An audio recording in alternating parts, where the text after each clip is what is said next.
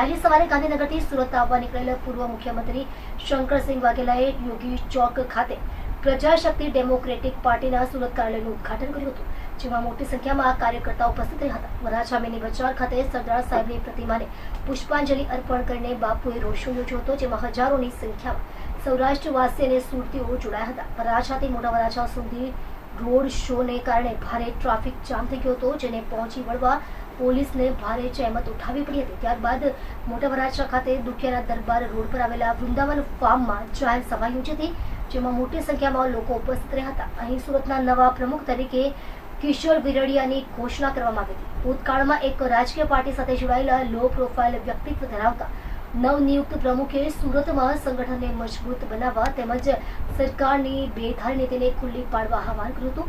શંકરસિંહ બાપુએ જાહેર સભા સંબોધતા જણાવ્યું હતું કે ગુજરાતમાં શૂન્ય અવકાશ સર્જાયો છે અને દૂર કરવા હું બહાર નીકળ્યો છું. આ સિવાય કોઈ હોદ્દાની લાલચ નથી મને. લગભગ દરેક હોદ્દા ભોગવી ચૂક્યો છું, પરંતુ પ્રજાની પીડા જોઈને આ ઉંમરે પણ બહાર નીકળવાની ફરજ પડી છે. ગુજરાતમાં અપરિપક્વ લોકોથી સરકાર ચાલી રહી છે, જેમને વહીવટી તંત્ર ચલાવવાની સૂઝબૂઝ નથી, તેમ છતાં સત્તામાં બેઠા છે. 30 વર્ષથી સત્તામાં બેઠા હોવાથી અહંકાર છવાયો છે, ભ્રષ્ટાચાર વધ્યો છે અને તેમને પ્રજા કે જનતાનો ડર નથી, એટલે બેફામ બન્યા છે. આવાને સત્તામાંથી ઉખેડી ફેંકવા માટે ભાલાના નિશાન સાથે બહાર આવ્યો છું અને જેના હાથમાં ભાલો છે એ ગુજરાતના નવયુવાને 94 નંબરની ટી-શર્ટ પહેરી છે. એનો અર્થ થાય છે કે 94 ધારાસભ્યો સાથે આપણે ગુજરાતમાં સરકાર બનાવી છે અને ગુજરાતની જનતાને પીડામાંથી મુક્ત કરાવવાની છે. અને પ્રજા એટલે કઈ પ્રજા? સરકાર કોના માટે? તમે સુરત ડાયમંડ રત્ન કલાકારો બધા આગેવાનનું સન્માન બી કર્યું આપણે. તમે મને સમજાવો કે જે સુરતના આજે ડાયમંડના બધા કરોડાધિપતિ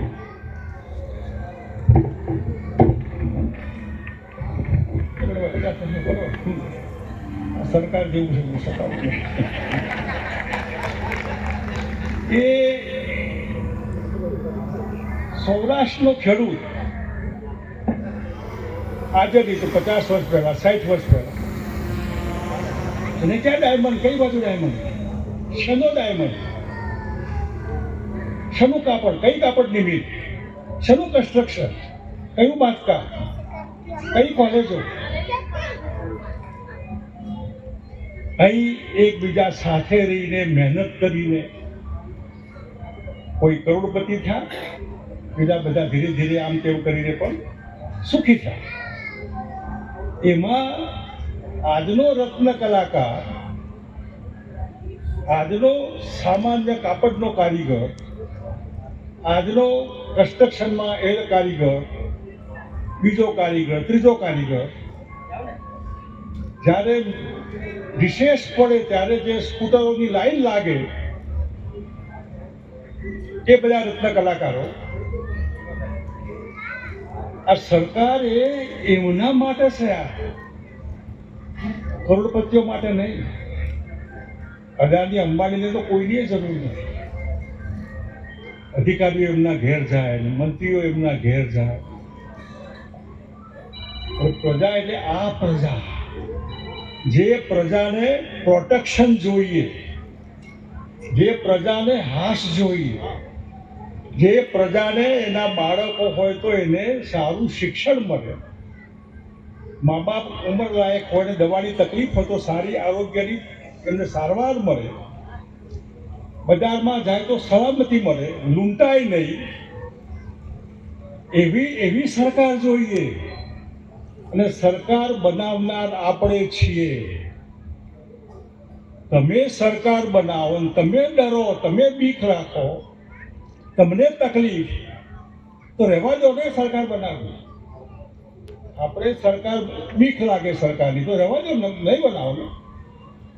સરકારની બીક લાગે આ એક વિચિત્ર કહેવાય. સરકાર આપણે બનાવીએ, બીક બી આપણે રાખવાની. એટલે લીડરનો મતલબ છે કે તમે હિંમતવાળા બનો. 1975 ઇન્દિરાબેન કટોકટી નાખી એ વખતે મોરારજી દેસાઈએ નિર્ભય બનો આવું સૂત્ર આપ્યું. તો આ લીડર બનો, કોઈના બાપની સાડાબારી રાખવાની જરૂર નહીં.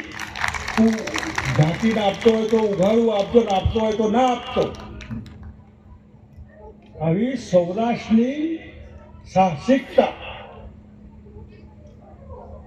સૌરાષ્ટ્રનો કરંટ નહીં જવો જોઈએ. આ રીતે જો બિચારા બાપડા બનીને જીવવાનું હોય તો જીવવાનો મતલબ નથી.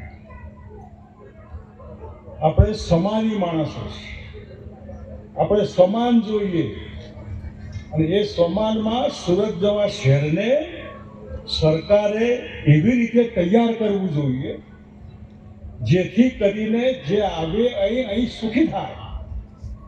સરકારની નીતિ, જ્યારે ઝીરો એક્સાઇઝની વાત આવી ત્યારે કાશીરામભાઈ ટેક્સટાઇલના મિનિસ્ટર હતા. આખું સુરત મથ્યું છે કે આ એક્સાઇઝ કાઢી નાખે. બજેટમાં નાણામંત્રીએ આ બધી પોલિસી મેટરમાં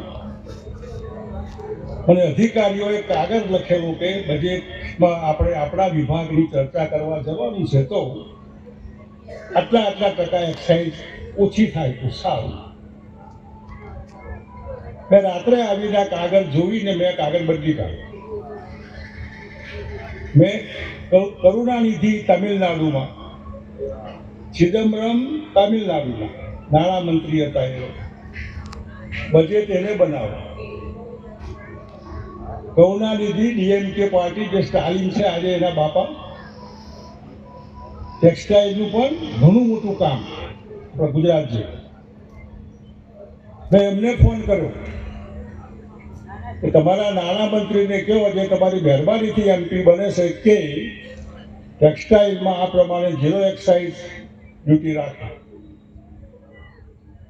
મને કે કાગળ તમે લખો અને હું બી જઈને કાગળ લખીશ. એટલે કરુણાનિધિનો ઉપયોગ કરીને ચિદમ્બરમને દબાઈને સુરતની ઇન્ડસ્ટ્રીને એકદમ જમ્પ મળે અને એના માટે બજેટમાં એને મેન્શન કર્યું કે હું ઝીરો એક્સાઇઝ ડ્યુટી ટેક્સટાઇલમાં નાખું છું. અને ચાલુ ભાષણમાં મારી સામે જોયું એને કે તમારા કહેવા આ હોય. પૂર આવ્યું ત્યારે હું ગુજરાત સરકારમાં વિશ્વાસ નહીં કે જે કન્સર્ન છે એને પૂરેપૂરું કદાચ આપે કે ના આપે. મારા હાથે રૂબરૂ આવીને મેં બાય હેન્ડ બધાને ચેક આપ્યો. મજા કરો.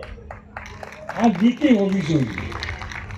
અને એટલે આજે જ્યારે એક રાજકીય શૂન્યાવકાશ, પોલિટિકલ વેક્યુમ, 30 વર્ષથી એક જ પાર્ટીનું શાસન,